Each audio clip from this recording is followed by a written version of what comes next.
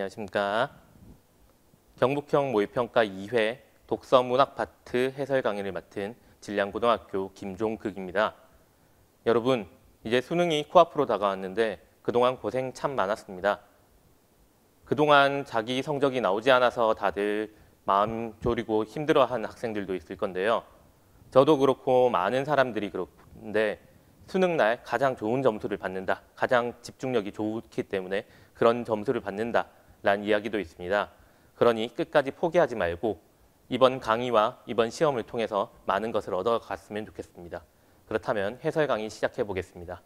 자, 독서 1번에서 3번 지문, 국어 2회 독서 1번에서 3번 지문부터 시작하겠습니다.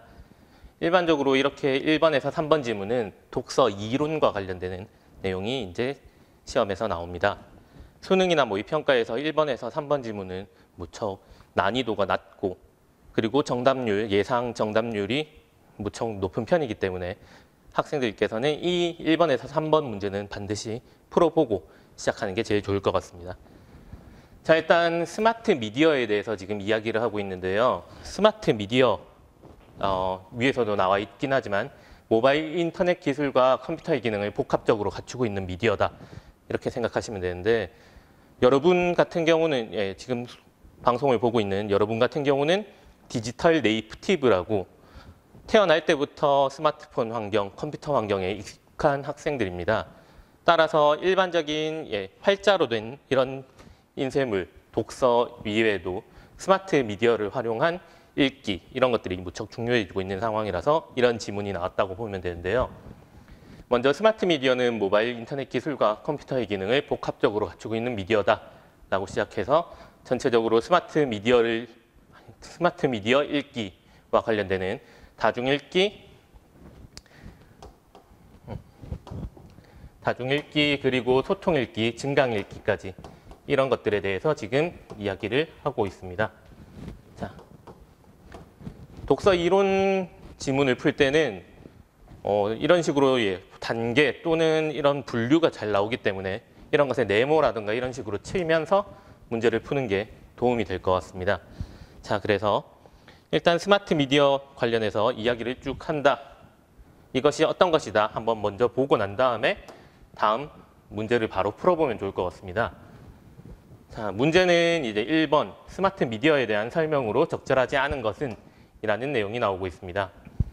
먼저 일단 스마트 미디어에 대한 설명으로 적절하지 않은 이런 것들은 내용 이해 또는 내용 확인 이런 문제라고 할 수가 있는데요. 이런 것들은 위에 있는지 없는지가 제일 중요한 거죠. 그래서 위에 있는지 없는지를 하나씩 살펴보면 스마트 미디어에 대한 설명으로 적절하지 않은 것은 시공간의 제약을 받지 않고 콘텐츠를 볼 수 있다. 혹시 이 중에서 제일 중요한 단어 어떤 것이 있는지 한번 생각을 해보면 시공간 이런 단어가 있을 수 있습니다. 시공간 이런 단어가 혹시 위에 어디 있나 봤더니 여기 있네요. 누구나 시간과 공간의 제약을 받지 않고 다양한 콘텐츠를 볼 수 있다 라고 하면은 저기 있으면은 동그라미 1번 이런 식으로 체크해 놓는 게 좋습니다. 그리고 2번 모바일 인터넷 기술과 컴퓨터의 기능을 갖추고 있다 라고 이렇게 되어 있습니다. 모바일 인터넷 컴퓨터 아까 전에도 읽었는데 제일 위에 있는 이 내용이다. 이것은 2번. 자, 그리고 많은 사람과 연결되어 쌍방향 소통을 가능하게 한다. 이런 식으로 이야기를 하고 있습니다.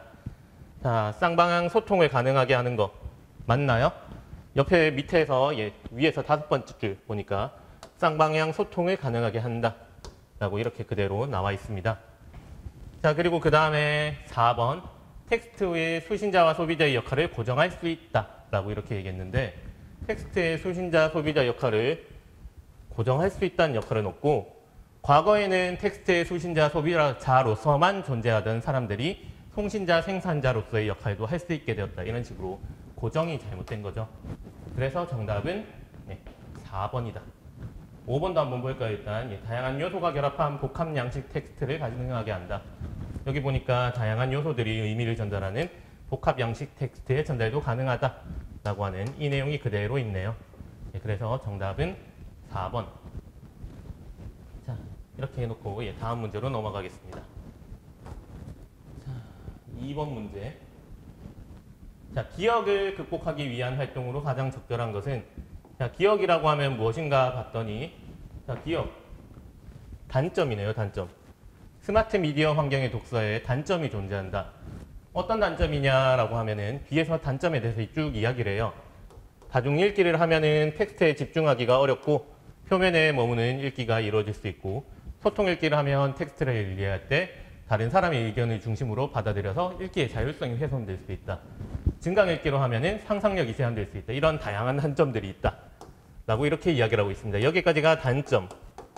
그리고 이 때문에 이런 식으로 해서 이 뒤에서 결론적으로는 이 단점을 극복할 수 있는 방법이 나오는데, 이 부분을 잘 살펴보면은 기억을 극복하기 위한 활동, 이 부분의 내용과 제일 일치하는 걸 보면 읽기를 마친 후 자기 생각을 정리하며 확인하지 못한 정보를 상상해보자. 이런 것처럼 글을 읽은 후 독서 기록장을 통해 생각을 정리한다. 이것이 스마트 읽기의 단점을 극복하는 가장 좋은 방법이라고 생각됩니다. 나머지는 빠른 속도로 글을 훑는 거, 이런 것들은 집중을 하지 못하는 거고, 사용을 줄인다 이런 내용은 위에 있지도 않고 스마트 미디어에서 여러분은 계속 독서를 해야 되는 그런 상황이고요. 그리고 글을 표면만 읽고 다른 글로 바꿔 읽는 것은 다중 읽기와 비슷한데 그것을 극복하기 위한 활동은 아니다 라고 이렇게 생각하시면 좋을 것 같습니다. 그래서 2번 정답은 2번. 자, 그리고 3번으로 가도록 하겠습니다. 자, 3번. 갑자기 쭉 긴 글이 나왔네요. 보기와 관련해서 이렇게 긴 글이 쭉 나왔을 때는 보기가 어떤 내용인지 한번 읽어보면서 진행을 하면 좋을 것 같습니다. 자, 보기는 오늘은 판다와 관련된 글을 읽었다. 먼저 글을 고를 때 다른 사람들의 후기를 읽고 글을 선택했다. 또한 글을 읽으면서 하이퍼링크를 통해 읽은 글과 유사한 글들을 바꿔가면서 읽기도 했다. 이후 글에 첨부된 이미지를 참고하여 읽었고 그 결과 판다의 특징을 실감나게 이해할 수 있었다. 글을 읽은 후 이전에 글을 읽은 사람이 추천한 다른 글의 의견을 더 읽고 그 글을 읽겠다고 다짐했다. 기록장을 쓰기 전 다른 사람을 위해 후기를 작성했다. 이런, 여러분도 이렇게 독서 기록장을 사용하지 않나요? 예, 그런 것처럼 여기서도 독서 기록장 이렇게 쓴 모습을 보여주고 있습니다. 그래서 이 내용과 이 문단에 있는 다중 읽기, 소통 읽기, 증강 읽기 이런 것들의 특징이 서로 이어지는지 확인해 보면 될 것 같은데요. 먼저 1번부터 보도록 하시죠. 소통 읽기를 활용해 읽기 전에 텍스트와 관련된 정보를 고려하였군 이라고 얘기를 하고 있습니다.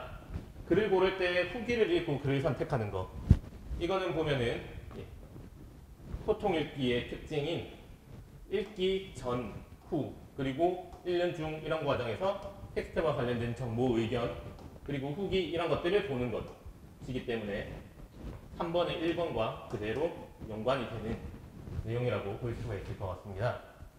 그리고 B, 다중읽기를 활용해 다양한 텍스트를 넘나들며 글을 읽었군. 다중읽기라는 것 자체가 뭔가 하이퍼링크를 통해서 바꿔가며 읽는 것. 여기서도 보면은 다양한 텍스트를 넘나들며 읽는 읽기다 라고 이렇게 그대로 이야기를 하고 있습니다. 그래서 2번도 맞는 이야기. 3번에 증강 읽기를 활용해 관련된 이미지를 결합하여 읽었다. 첨부된 이미지를 참고하여 읽는 것, 이런 것들을 읽기 중에 복합약식식 테스트를 활용하며 읽는 것이기 때문에 여기서 3번도 맞는 이야기다. 자, 4번. 다중읽기를 활용해 글을 읽으면서 다른 글도 함께 읽었다 라고 얘기했는데, 글을 읽은 사람이 추천한 다른 글의 의견을 더 읽고 그 글을 읽겠다고 다짐했다. 이거는 보면은 아까 전에 말했던 소통 읽기, 다른 사람의 후기 이런 식으로 볼 수가 있는 거죠. 심지어 여기에는 지금 상황은 글을 읽은 후에 일어나는 일이기 때문에 다중읽기는 글을 읽으면서 다양한 텍스트를 넘나드는 읽기이기 때문에 이것과는 서로 맞지 않습니다. 그래서 정답은 4번이라고 할 수가 있겠고, 5번은 다른 사람을 위해 후기를 작성하는 것. 계속해서 말하지만 소통 읽기에서 다른 사람을 위해서 후기 같은 것들을 반영하는 그 내용이 그대로 적혀 있습니다. 그렇기 때문에 5번도 맞다. 그래서 정답은 4번이다 라고 생각하시면 될 것 같습니다. 자, 이번에는 독서 10번에서 13번 역류성 식도염과 관련되는 이야기를 진행해 보겠습니다. 자, 여러분 혹시 역류성 식도염 앓고 계시는 분 있는지 모르겠네요. 선생님이 이 문제와 관련해서 조사를 해보니까 대한민국 국민 10%가 지금 이 역류성 식도염을 앓고 있다고 합니다. 마찬가지로 남녀노소 상관없이 대부분의 사람들이 앓고 있어서 특히 수험생들이 많이 앓고 있는 병이라고 이렇게 알고 있는데, 혹시 이 역류성 식도염을 앓고 있는 사람이 있다면 이비인후과라든가 소화기 내과에 가서 진료를 받고 하면 좋을 것 같습니다. 물론 수능이 끝나면 자동으로 거의 다 낫게 됩니다. 자, 한번 이 지문에 대해서 한번 보면요. 역류성 식도염은 위산이 식도로 역류하여 식도 정막에 염증을 일으키고 식도 근육의 통증을 유발하는 질환이다 라고 이렇게 위에서 이야기를 하고 있습니다. 제일 위에 있는 이 부분이 역류성 식도염의 정의다 라고 생각하시면 좋을 것 같습니다. 역류성 식도염의 정의. 자, 그래서 우리는 이 정의를 토대로 이 글이 어떻게 진행되는지 한번 쭉 생각을 해보면 좋을 것 같습니다. 밑으로 내려가면은 원인, 역류성 식도염이 나타나는 원인이 나와 있고, 그것을 억제하기 위해서 다양한 치료약들에 대해서도 이야기를 진행하고 있고요. 그리고 그 진행하면서 쭉 나온 다음에 이게 약간 헷갈리게 돼 있네요. 이 부분이 옆 지문입니다. 그 상황에서 이것을 위해서는 식생활 습관이 중요하다라고 하는 전체적인 이런 글의 모습을 보여주고 있습니다. 자, 이것과 관련해서 10번 내용 2의 문제를 한번 또 풀어보도록 하겠습니다. 윗글에서 알 수 있는 내용으로 적절하지 않은 것은, 자, 그래서 1번 식도의 점막은 위의 점막보다 위산에 약하다라는 이야기가 있습니다. 이 내용은 혹시 어디에서 확인을 할 수가 있냐면 2문단 세 번째 줄에 이때 음식물에 섞인 위산이 식도의 점막을 훼손하면서 염증이 생긴다 라고 이렇게 얘기했습니다. 위산이라는 것이 식도의 점막은 훼손하고요. 그리고 위의 점막은 훼손하지 않는 모습입니다.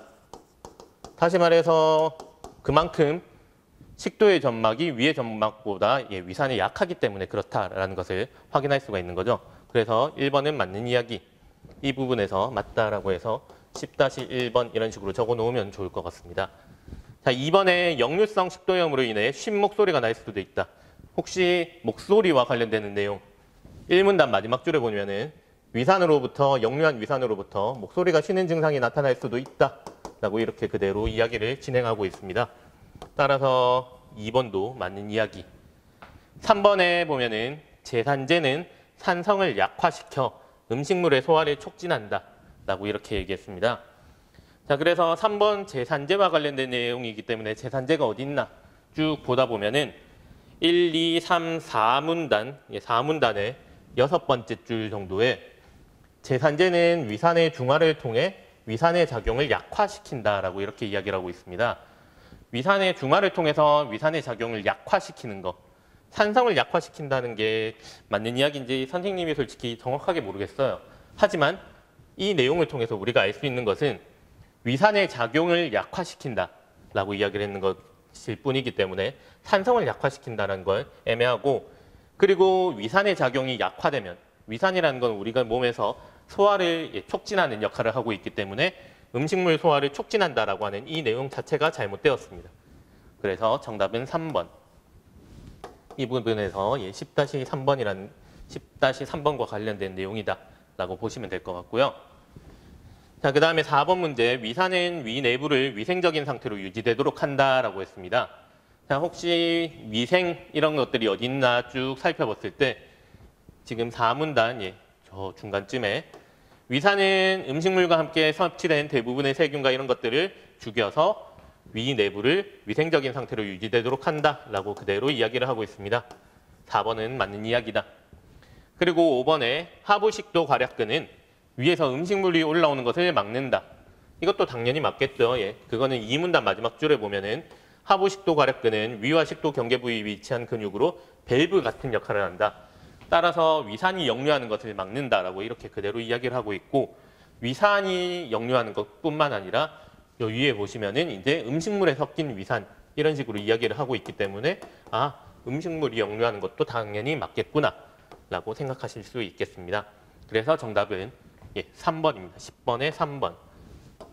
자, 그래서 다음 11번 문제로 넘어가 보도록 하겠습니다. 자, 11번 문제는 이것을 바탕으로 추론한 내용입니다. 추론. 자, 추론이라는 거는 여러분들이 생각을 한 번 더 해야 되는 개념이라는 거죠. 어떤 것을 생각을 더 해야 되느냐? 위에 있는 지문에 나와 있는 내용에다가 이것을 통해서 이렇지 않을까라고 이렇게 한 번 더 생각을 해보는 그런 것이 필요한 내용이다라고 하실 수가 있는데요. 자, 먼저 1번 보기 보도록 하겠습니다. 육류를 매운 음식과 함께 먹으면 소화에 효과가 있겠군. 그러면은 일단 육류가 무엇인지 한번 생각을 해봐야 되는 거고 매운 음식이 어떤지 한번 생각을 해봐야 되는 거죠. 글 전체에서 매운 음식과 관련되어 있는 거는 고추와 마늘 같은 음식, 자극적인 맛 이런 식으로 볼 수가 있습니다. 이것은 위산 분비를 촉진한다라고 이렇게 얘기를 하고 있어요. 위산 분비를 촉진한다. 그렇다면은 위산은 또 어떤 것이냐? 위산은요, 보면은 여기에 이렇게 적혀 있는 게 있네요. 비타민 B12 그리고 단백질 이런 것들을 분리해서요. 전체적으로 소화를 빨리 하고 흡수할 수 있도록 도와준다. 저 위에서도 보면은 단백질 관련된 이야기가 있죠. 이런 것처럼 단백질을 소화할 수 있게 해준다라고 할 수 있는데 다시 말해서 매운 음식에서 위산 분비가 촉진되고 그리고 소화가 이렇게 빨라지는 그런 효과가 있는 거죠. 그렇기 때문에 1번은 맞다라고 이렇게 생각하시면 좋을 것 같습니다. 그리고 2번에 보시면 역류성 식도염 환자는 위산 분비를 억제하는 것이 최선의 치료법이겠군이라고 이렇게 이야기를 해놨습니다. 그런데 4문단인가요? 5문단인가요? 역류성 식도염 치료약 중에서 이런 것이 가장 뛰어나다. 하지만 이것은 장기간 복용하면 부작용이 발생할 수 있다라고 이렇게 이야기를 하고 있습니다. 그리고 저 위에서 위산이 역류하는 원인 이런 얘기도 하면서 역류성 식도염의 최선의 치료법이라는 건 아니죠. 최선의 치료법은 제일 밑에 나와 있는 식생활 습관이다 라고 이렇게 그대로 나와 있습니다. 그래서 여러분은 이것은 잘못되었다라는 걸 확인할 수가 있고요. 그 다음에 잠시만요. 3번 알긴산 나트륨은 역류성 식도염의 주 원인을 제거하는 데 중요한 역할을 하겠군. 역류성 식도염의 주 원인이 무엇이냐? 라고 하면은 저 위쪽에서부터 보면 알 수 있겠지만 위산이 역류하는 것입니다. 이것이 바로 주 원인이다. 그래서 그것을 제거하느냐? 무엇이? 알긴산 나트륨이. 그래서 보니까 알긴산 나트륨은 보조약입니다. 보조약. 그래서 위산의 접근을 막는 것이고 중요한 역할이라는 것 자체가 잘못되었다는 거죠. 보조약이기 때문에. 그래서 3번도 잘못되었다. 4번에 자극적인 음식을 섭취하면 위 압력이 높아져 위산이 역류할 가능성이 높아진다. 라고 이렇게 이야기를 했는데요. 과식 등으로 인해서 위의 압력이 높아지면 음식물이 가까워지고 이런 식 이야기가 있습니다. 그런데 자극적인 음식을 섭취하면 그런가? 라는 것을 생각해 보면 자극적인 맛은 위산 분비를 촉진하는 거고 뭔가 이 위의 압력과 서로 연관돼 있다는 말은 전혀 없습니다. 따라서 4번도 잘못된 내용이다 라고 보실 수가 있고요. 5번에 식사 후에 복부의 허리띠를 꽉 조여맬 경우 복부가 역류성 식도염을 예방할 수 있다라고 이렇게 얘기했는데 위산이 역류하는 원인에 보면은 몸을 구부리거나 이런 식으로 해서 위의 압력이 높아지면 다시 말해서 복부를 줄어들게 만들면은 이 위산이 역류할 가능성이 높아지는 거죠.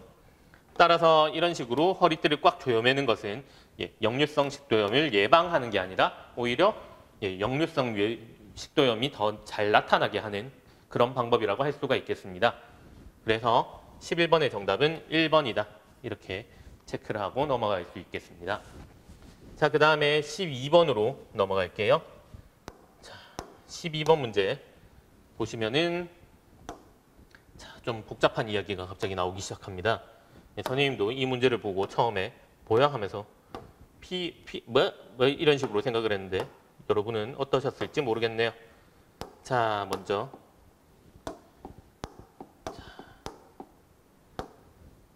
자, 윗글의 기역, 니은과 보기의 디귿을 비교하여 이해한 내용으로 적절한 것은 기역이라는 것은 양성자 펌프억제제, 니은은 H2 차전제, 그리고 디귿은 PCAB라는 이런 다양한 약물입니다. 치료약입니다. 치료약. 자, 이것에 대해서 한번 확인을 해보면요. 기역과 디귿을 함께 사용하면 위산 분비 억제의 지속 시간이 늘어난다 이런 식으로 이야기를 했습니다. 기역 양성자 펌프 억제제와 디귿 PCAB를 함께 사용하면 어떻게 되느냐 그런 내용이 없긴 없어요 일단. 그리고 억제의 지속 시간이 늘어나는 것에 대해서는 이것이 두 가지가 함께 했을 때 어떨지 이거를 알 수가 없는 상황인 거죠. 그리고 양성자 펌프 억제제의 지속 시간 이런 것들은 여기에 나와 있는데 약효가 지속되는 것과 이런 것들이 서로 대조적이기 때문에 시간이 늘어난다고 볼 수가 없습니다. 그래서 1번은 잘못되었다. 2번의 기역은 니은과 디귿에 비해서 위산을 억제하는 약효가 가장 빨리 나타난다라고 얘기를 했습니다. 그런데 이것은 기역은 니은과 디귿에 비해서라고 이렇게 되어 있지 않고 H2 차단제와 관련해서 이야기를 나와 있는데 억제제 H2 차단제의 경우는 위산 분비 억제력이 양성자 펌프 억제제에 비해서 야간에 강하게 나타나고 약효의 지속 시간이 길지 않다 이런 이야기를 진행하고 있고 그리고 PCAB 같은 경우에 신속하게 펌프에 작용해서 억제된다 이런 내용이 나와 있습니다. 따라서 기역이 더 그렇다는 이야기 자체가 지금 없다라고 생각을 하시면 좋을 것 같고요. 그리고 3번에 기역은 디귿보다 위산을 억제하는 약효가 오랫동안 지속된다라고 이렇게 얘기를 했습니다.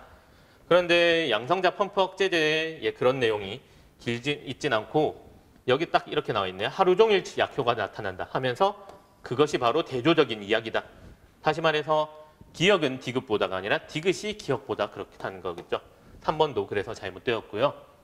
4번에 디귿은 니은에 비해 밤에 위산을 억제하는 효과가 뛰어나다라고 했는데 디귿 같은 경우는 하루 종일 약효가 나타나는 편이고요.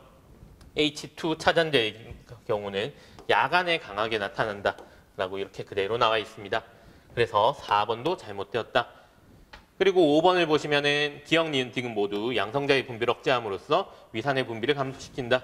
자, 디귿 같은 경우도 위산을 분비를 억제하는 약이다. 그리고 기역, 양성자 펌프 억제제라는 것도 위산 이런 것들을 감소시키는 약이다. 그리고 H2 차단제라는 것도 위산 분비를 억제하는 약이다. 따라서 기역, 니은, 디귿 모두 감소시킨다는 5번 내용이 맞다라고 이렇게 보실 수가 있겠습니다. 자, 이렇게 하면은 독서, 과학 지문 이렇게 10번부터 12번까지 풀어봤고요. 그 다음에 13번 지문으로 13번 문제로 가도록 하겠습니다. 자, 13번 문제는 간단한 어휘 문제예요. 어휘의 의미 관련된 문제인데요. 저는 솔직히 이 어휘 문제가 너무 어려운 편인데 여러분은 어떨지 모르겠네요. 선생님이 봤을 때는 항상 이것도 말이 되는 것 같고 저것도 말이 되는 것 같고 하는 그런 느낌이 있는데 자, 한번 이걸 보도록 하시죠. 자, 여기 보시면은 과도한 위산이 나올 수 있으므로 고추와 마늘 같은 음식은 피하는 것이 좋다라고 이렇게 얘기를 했습니다. 자, 여기서의 피하는 것과 1번, 2번, 3번, 4번, 5번에 피하는 것 중에서 어떤 것이 같은지 보면은 자, 일단 제일 먼저 처말에서 비를 피하는 것, 당뇨병 환자가 설탕을 피하는 것, 갑자기 달려오는 아이를 피하는 것, 모험을 피하는 것, 공을 피하는 것.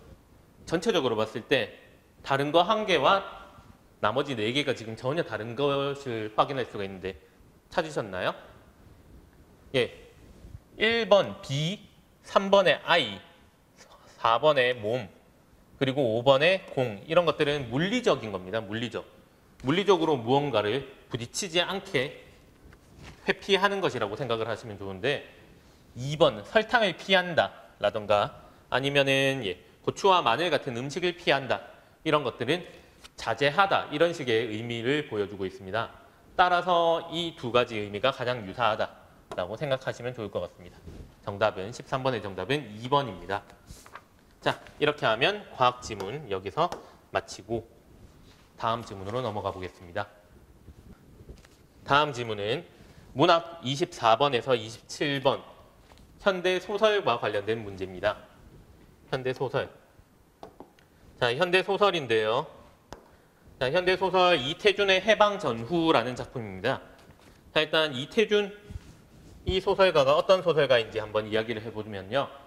이태준이라는 소설가는 예전에 1930년대 시에는 정지용, 문장에는 이태준, 우리나라에서 가장 뛰어나다 이런 이야기를 드릴 정도로 문장, 글 쓰는 것에 탁월한 재능을 지닌 작가였습니다. 이 작가는 문장 강화라든가 수능 공부를 하시면서 많이 보셨을 달밤, 복덕방, 돌다리 이런 다양한 소설 이런 것들을 많이 지은 작가인데 우리나라에서는 그동안 많은 연구가 되진 않았어요. 왜냐하면 이분이 해방 이후로 이제 북한에서 생활을 하셔서 월북 작가로 분류되었기 때문에 그렇습니다. 특히 이 해방전후라는 작품 1946년에 지어졌는데 이런 작품의 경우 이 작가가 자전적인 그런 모습을 보이는 그런 소설입니다. 어떤 것이었냐? 주제가 해방을 전후로 한 지식인의 갈등과 변화입니다. 이태준이라는 작가 자체가 그런데 실은 보면은 해방 전에는 일본 패망 때문에 자기가 약간 숨어서 지내고 해방 후에는 자기가 이제 소설이라든가 이런 문학으로 사람들을 계몽할 수 있겠구나 이렇게 생각을 해서 본격적으로 문단에서 활동을 했던 그런 작가인데 여기 나오는 현이라고 하는 주인공도 딱 그 모습을 보이고 있다. 그래서 이 해방 전후라는 작품은 자전적인 소설이다라고 생각을 하시면 좋을 것 같습니다. 그래서 다들 읽어보셨을 것이라고 생각하고 뒤에서 바로 뒤로 넘어가도록 하겠습니다. 자, 24번. 윗글을 이해한 내용으로 적절하지 않은 것은 관련해서 이야기를 해보면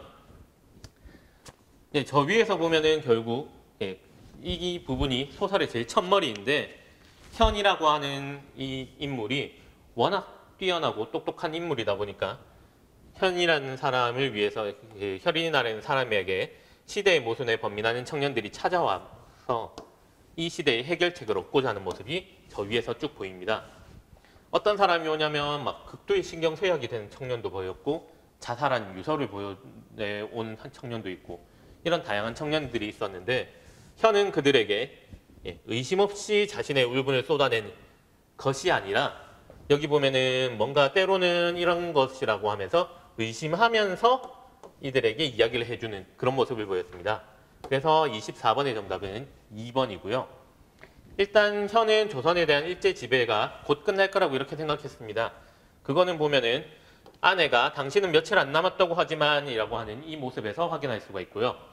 그리고 담당 형사는 중략 이후 부분에서 뭔가 자기 주임을 돌아보면서 슬쩍 이렇게 물어보는 거 봐서 주임의 눈치를 보면서 상부의 명령으로 조사하는 거 그대로 이야기를 하고 있고요. 그리고 현의 아내 같은 경우는 여기서 이거 좀 너무하는 것 같아요. 우리 얼른 저쪽으로 갑시다. 남편들어 집을 팔고 시골에 가서 살자 라고 얘기를 하고 있습니다. 그래서 4번도 맞고 1번도 맞고 3번도 맞고 자, 그리고 5번도 여기서 찾아와가지고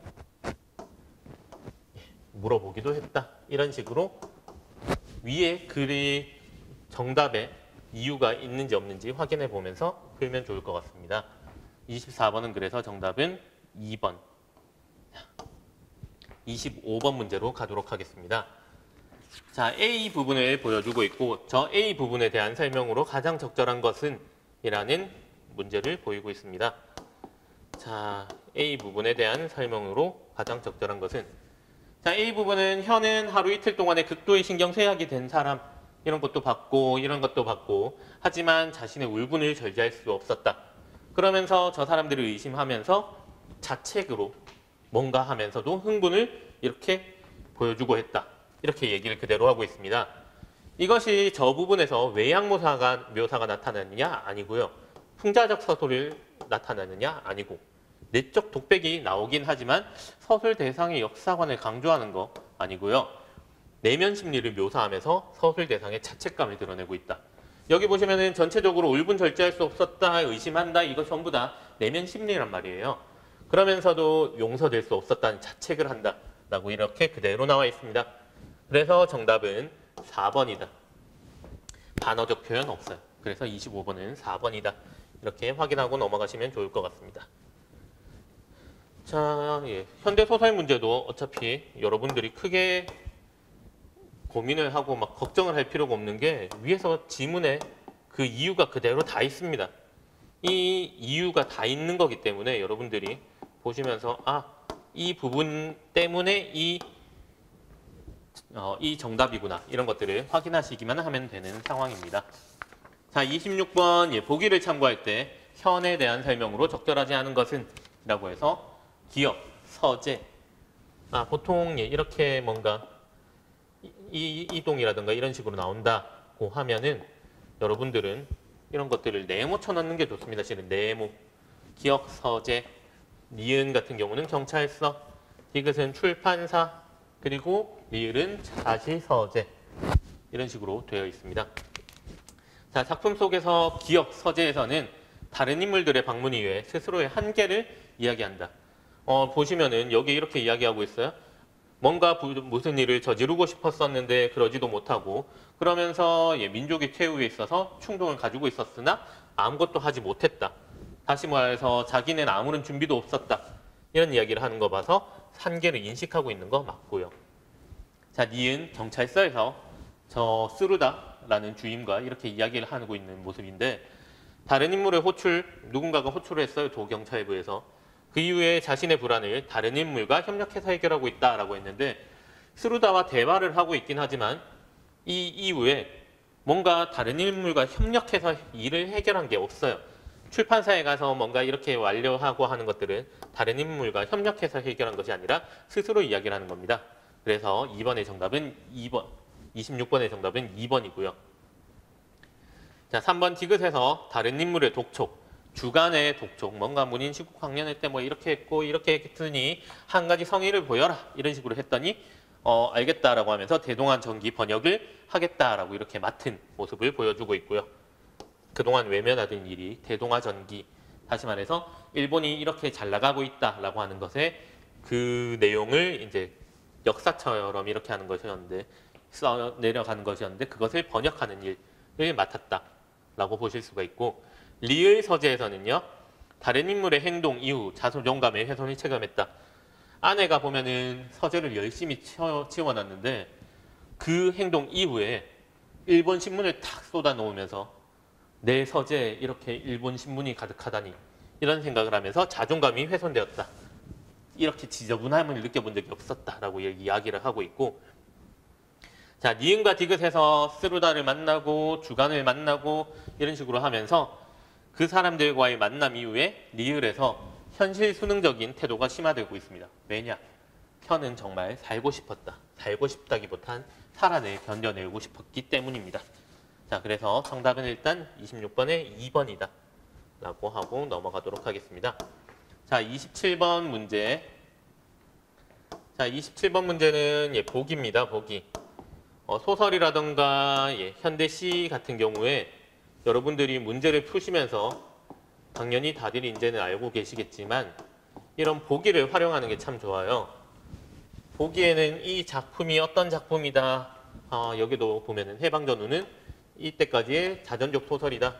그리고 이 자기 스스로 현이라는 사람은 일제에 대한 투사가 되지 못한 것에 부끄러움을 느끼고 생존과 이상 사이에 고민하면서 이렇게 살아가는 인간의 실제적인 삶을 엿볼 수 있다. 다양한 이런 내용들이 잘 나와 있습니다. 따라서 이것을 문제를 실은 먼저 풀고 앞에 있는 다른 문제를 풀어보는 게 실은 제일 도움이 되는 그런 상황인데요. 일단 27번에 1번부터 하나씩 보도록 하시죠. 자, 일단 여기에 오랜 동안 굳어버린 성격의 껍데기라는 현의 성찰에서 일제하에 소극적인 자신을 되돌아보았다. 라는 것까지는 맞을 수가 있어요. 뭔가 자기는 뭔가 이게 변하지 않고 껍데기처럼 이렇게 되어버렸다. 굳어버렸다. 그런데 억압적 시대에 대해 비판적 태도를 보이고 있군이라고 이렇게 얘기하는데 실은 비판적 태도를 전혀 보이고 있지 않습니다. 이 인물은 그런 걸 하지를 못해요. 이런 걸 뭔가 쓰는 짓고 하지 못하고 있다가 중략 부분 이후에 보시면은 경찰서에 한번 불려가 본 다음에 내가 이러면 안 되겠구나 하면서 비판적인 태도가 아니라 살고 싶어서 뭔가 일본에 협력하는 그런 모습을 보이는 거고 이 인물 같은 경우는 가장 독창적인 아주 독특한 이야기가 이 창씨 개명을 하지 않는 이런 약간 소심한 반항 같은 것들을 하는 모습을 보이고 있습니다. 자, 이런 것들에서 이 현이 이런 사람이구나. 일단 일체에 저항하는 투사가 되지 못하는 것에 부끄러움을 느끼고 그런데도 나름 저항했다는 자부심 이런 것들을 엿볼 수 있다라는 것을 전체적으로 이야기하고 있습니다. 그래서 27번의 정답은 일단 1번이다. 자, 대세의 운행이 있을 뿐 처음부터 자갈을 날라 메꾸듯 할 수는 없을 것이다 라는 것에서 저항하지 못해서 부끄러워하는 현의 모습 이런 식으로 그대로 잘 나와 있고요.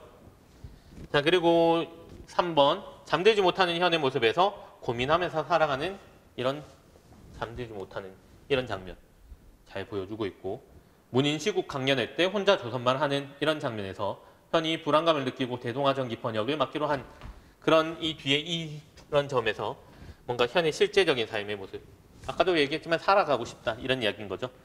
그리고 굴욕만으로 살아온 인생 40이란 말에서 자기 스스로 생존에 대한 자괴감 이런 것들을 잘 드러내고 있다라고 할 수가 있겠습니다. 자, 이렇게 하면은 현대 소설까지는 마무리를 했습니다. 다음 지문으로 넘어가겠습니다. 자, 이제 32번부터 34번 현대 시 지문을 하도록 하겠습니다. 자, 가시와 나시 이렇게 딱 보여주고 있는데요. 가시는 정일근의 흑백 사진 7원 그리고 나시는 정환영의 고향 생각이라는 시입니다. 자, 일단 정일근 시인 같은 경우는 1958년생이고요. 그리고 경남 진해에서 출생해서 지금은 경남대학교 석좌 교수로 계시는 것으로 알고 있습니다.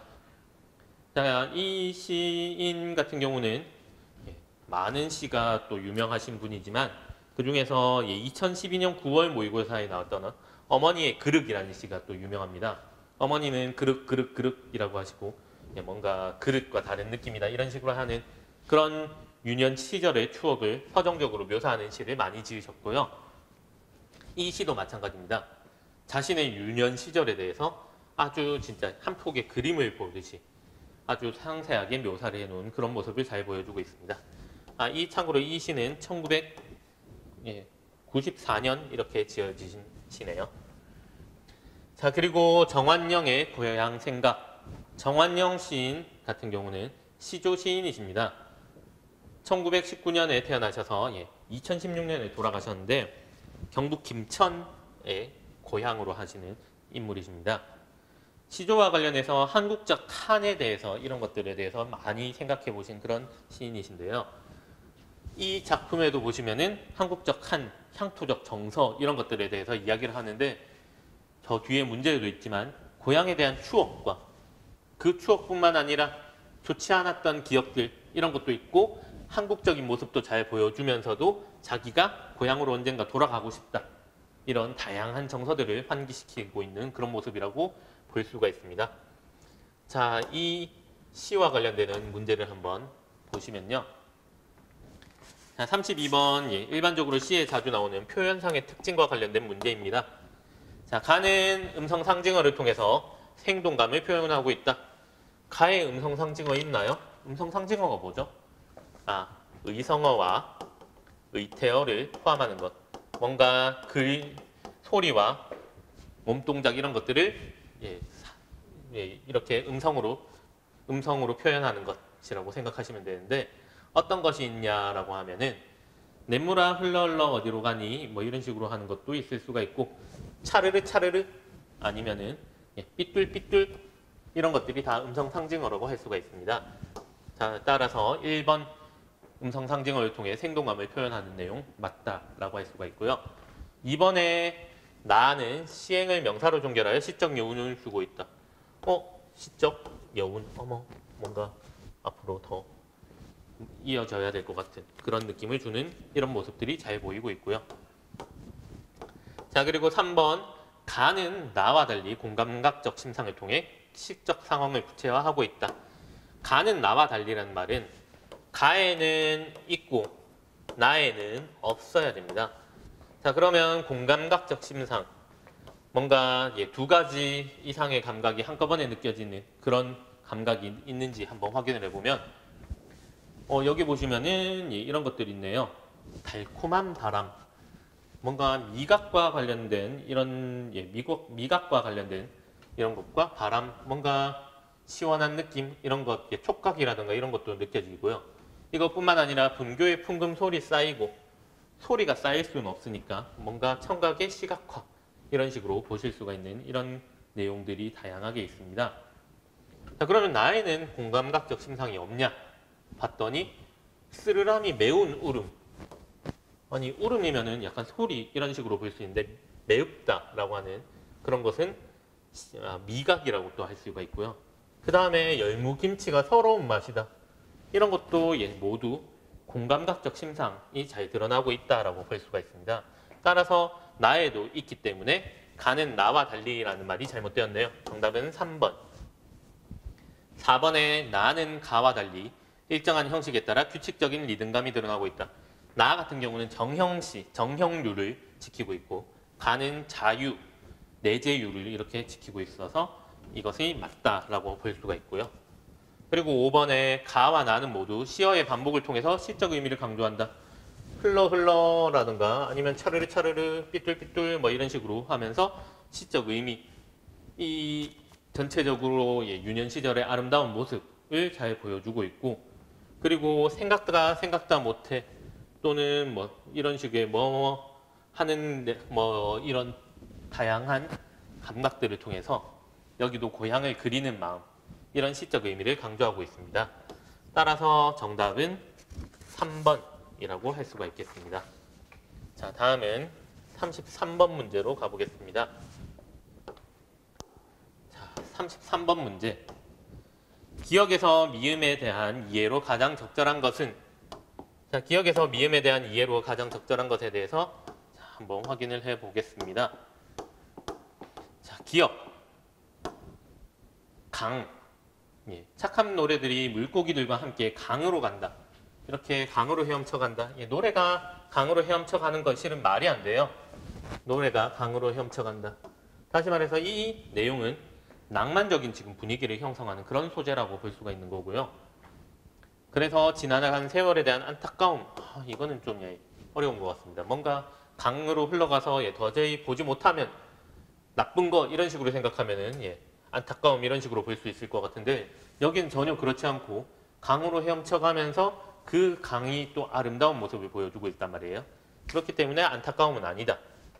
그리고 2번 니은은 궁극적으로 도달하고자 하는 목적지 과수원이라고 하는데 바람이 단지 지나가는 그런 모습이다. 달콤한 바람이 지나가는 것이 과수원일 뿐이다. 따라서 여기도 낭만적인 그런 분위기를 형성하는 것 뿐이지 궁극적으로 도달하고자 하는 목적지는 아니다 라고 볼 수가 있고요. 자, 그리고 디귿 3번 디귿 보도록 하겠습니다. 디귿은 그림처럼 아름다웠던 고향의 모습을 환기하는 시어이다. 고향 생각이라는 곳을 보면은 물레방아는 어떤 곳이냐? 추풍령 드리운 낙조의 한 폭 그림이던 곳에 딱 있는 곳입니다. 뭔가 그림이던 곳, 그림처럼 아름다운 고향을 환기하는 시어 맞네요. 그러면 정답은 3번. 자, 4번 리을. 뿌리고 거두어도 가시하지 않는 억만시름. 고래당 같은 집도 다락 같은 소도 없이 아버님은 이렇게 갔다. 이렇게 먼 들녘이 비어있다. 이런 얘기를 하고 있는데 뭔가 이거는 과거와 대비되는 현재의 물질적 풍요로움을 얘기하는 것이 아니라 과거에 있었던 그런 슬픔 이런 것들을 얘기하고 있고 고래등 같은 집이라는 것도 실은 예전에 뭔가 풍요로웠을 거예요. 그러면 과거의 풍요로움을 비유하는 시어이지 현재의 풍요로움을 비유하는 시어는 아니다 라고 볼 수가 있습니다. 자, 그리고 5번 회전목마에 대해서 얘기를 해보면 마지막으로 자, 회전목마 같은 경우는 암울한 현실 속에서 드러나는 밝은 희망 빙빙 돌아가는 그런 회전목마가 아니라 여기서 보면은 빙그르르 돌고 보면 인생이 회전목마다 이런 식으로 봤습니다. 인생이라는 게 크게 대단한 거 없이 같은 곳을 이렇게 돌아가는 듯한 모습을 보인다. 이런 관조적인 태도를 보여주는 그런 시어인 거지 이게 특별하게 뭔가 밝은 희망 이런 것들을 이야기하는 건 아닌 것 같습니다. 그래서 정답은 3번. 자, 이제 현대시의 마지막 문제 34번 문제로 가보겠습니다. 자, 보기를 참고하여 가와 나를 감상한 내용으로 적절하지 않은 것은, 자, 보기 같은 경우는 아까 전 현대 소설을 얘기할 때 현대 소설에서도 여러분께 말씀드렸는데요. 이 시를 이해하는데 참 도움이 많이 된단 말이에요. 그래서 보기는 한번 꼭 읽어보시고요. 가와 나는 고향에 대한 서정적이고 따뜻한 추억을 이렇게 드러낸다. 가에서는 유년기에 바라본 온화한 느낌, 자연과 동화된 화자 이런 것들을 보여주고 있는데, 나에서는 고향의 전통적 요소를 통해서 서러움을 드러내기도 하고 삶의 힘겨움이 담겨 있기도 하고 마지막에 귀향의식이 드러나고 있다. 이런 이야기가 보기에서 나오고 있습니다. 자, 그러면은 한번 확인해 보시죠. 1번, 가는 햇살에 데워진 둥근 돌을 통해서 따뜻하고 서정적이었던 유년 시절을 표현하고 있다라고 하는데, 딱 보면은 햇살에 데워진 둥근 돌 이렇게 하면은 따뜻한 느낌이 확 오지 않나요? 예, 1번은 맞는 말이다. 자, 2번에 나에서 꽃가마 울고 넘은 선앙당. 선앙당이 뭔가 봤더니 여러분 선생님 PPT에는 없는데 여러분 시험지에는 있죠. 선앙당 아주 한국적인 이런 모습을 보여주고 있는데요. 꽃가마도 한국적이고 이런 전통적 요소를 통해서 슬픔을 표현하고 있습니다. 뭔가 예전에 있었던 그런 곳에서 제철이면은 물이 들던 이런 식으로 고향을 떠올리게 만드는 그런 모습을 보여주고 있는 그런 곳이고요. 3번에 냇가 잘 자란 미루나무, 그리고 버들 피리 언덕 위, 이런 곳은요 전부 다 과거 고향을 지금 떠올리게 만드는 그런 모습이라서 내면의 향수 이런 것들이 표현되었다 라는 것도 확인할 수가 있고요. 자, 그리고 4번에 가는 7월이 깜빡 잠이 들었다를 통해서 자연과 동화된 화자의 모습. 맞죠? 실은 잠이 든 것은 7월이 아니라 화자일 텐데 7월이 잠이 들었다라고 이렇게 얘기하고 있습니다. 이것은 서로 자연과 동화되었다라고 볼 수가 있고, 자, 그 다음에 나는 고향이 내 주거 묻힐 땅이 된다. 내 주거 묻힐 땅이 구름밖에 저문다. 고향이 저 멀리 있다. 이런 식으로 이야기를 하는 거에서 내가 언젠가 고향으로 돌아가서 묻히겠다라고 하는 귀향의식이 잘 드러나고 있습니다. 그래서 4번도 맞는 이야기. 자, 그러면 5번이 잘못되었을 텐데요. 어떤 것이 잘못되었냐? 고향을 허기와 무거워져 오는 눈꺼풀처럼 감당하기 힘들었던 현실을 떠올리는 곳이라고 했습니다. 허기라던가 무거워져 오는 눈꺼풀 같은 경우는 여기에 가시에서는 크게 나쁜 역할이 아니에요. 그냥 사르르 이렇게 졸음이 오는 거고, 뭔가 놀다 보니까 약간 배가 출출하게 이렇게 고픈 거, 그런 것을 얘기하는 것이지 감당하기 힘들었던 현실이라는 것 자체가 잘못되었습니다. 나의 고향을 가난으로 인한 억만시름과 같은 겪었던 곳, 이것은 맞는 얘기인 거죠. 얼마나 힘들었으면 예전에 있었던 그런 시련들을 잊지 못하고 있다라고 이렇게 얘기를 하고 있기 때문에 정답은 가 부분이 잘못된 5번이라고 할 수가 있겠습니다. 이상 현대시 해설 강의 마치도록 하겠습니다.